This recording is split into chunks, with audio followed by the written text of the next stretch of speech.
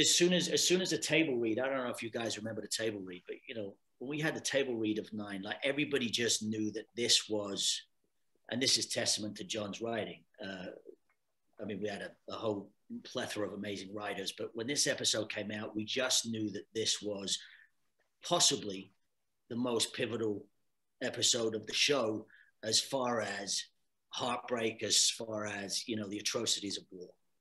And so going into episode 9 for me, and I know some of the other guys too, we were already beat up in a good sense.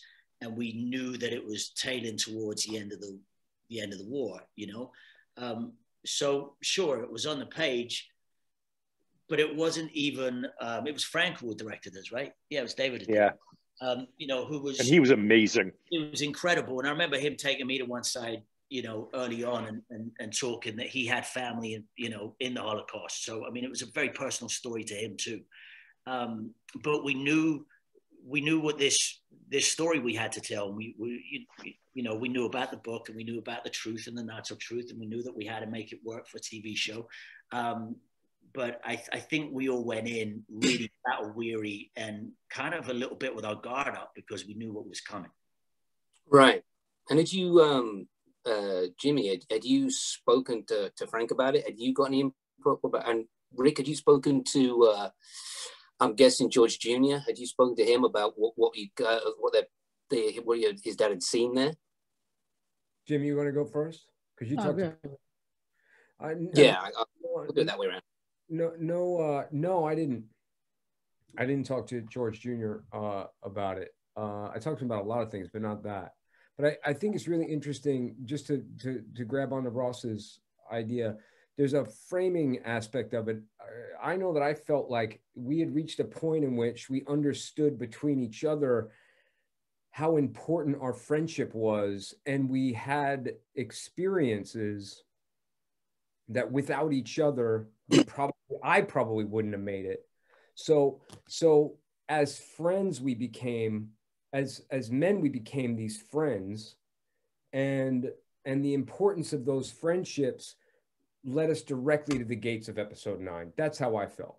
I felt like when I first walked onto that set with Jimmy, my heart was broken and I was petrified. And we both kind of sat there and just said, you know, holy shit. But we had gotten to this point where in our friendships, all of us as a company, that we could understand the gravity of the moment. And John's writing is brilliant. I don't know if there was any conversations of like, hey, we want you to be dark in this space. I just knew we were. Right. It's like there's a part of the kid thing that went away. The kids in the guys went away. And there was just a way that we walked that was just tired and scared. And scared's not a bad thing.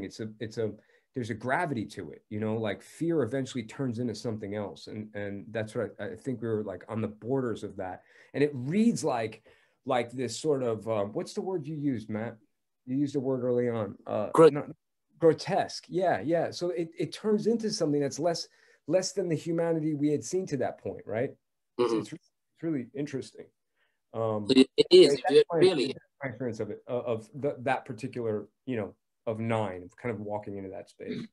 It is. It's almost, yeah, it is very interesting that these guys that you see at the beginning of the war and pissed off and screaming at the Germans, what the fuck are we doing here? It's nothing compared to what they're about to see. And what they've done is they're at the gates of a revelation. Do you know what I mean? This is why we're here. This is why we fight.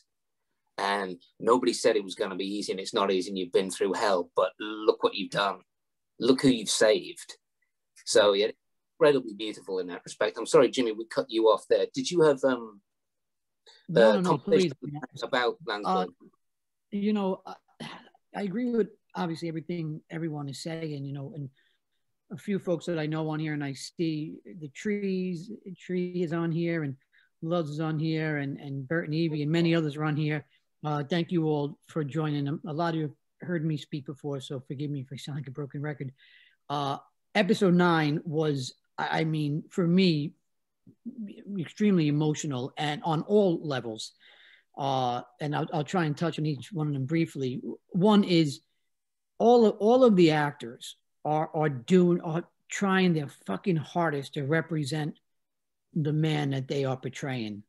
And we're doing everything that we can to do it the right way and honor them the right way. And still today, we hold that dear.